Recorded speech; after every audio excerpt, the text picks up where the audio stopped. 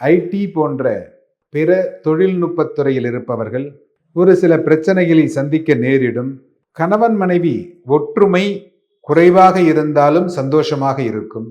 உங்களுடைய ராசிநாதன் நல்ல விதமாக இருக்கின்ற காரணத்தினால் நீங்கள் உங்களுடைய குறைகளிலிருந்து விடுபடுவீர்கள். அரசாங்க தேர்வு எழுதக்கூடியவர்கள் கவனமுடன் இருப்பது நல்லது. புதியதாக ஆபரணங்கள் வாங்க நினைப்பவர்கள் அடுத்த மாதங்களில் வாங்குவது நன்மையாக இருக்கும். உங்களுடைய பண தேவைகள் இந்த மாதம் பூர்த்தி அடையும். தேவையில்லாத ஒரு சில பிரச்சனைகளில் உங்களை தேடி வந்தாலும் அதில் தலையிடாமல் ஒதுங்கி கொண்டு வேடிக்கை பார்ப்பதுதான் உங்களுக்கு சிறப்பு. உங்களுக்கு பணி சுமை அதிகமாக இருக்கும். இந்த காலங்களில் மகாலட்சுமியை வழிபாடு செய்தீர்களேயானால் இந்த மாதம் உங்களுக்கு சிறப்புடைய மாதமாக அமையும்.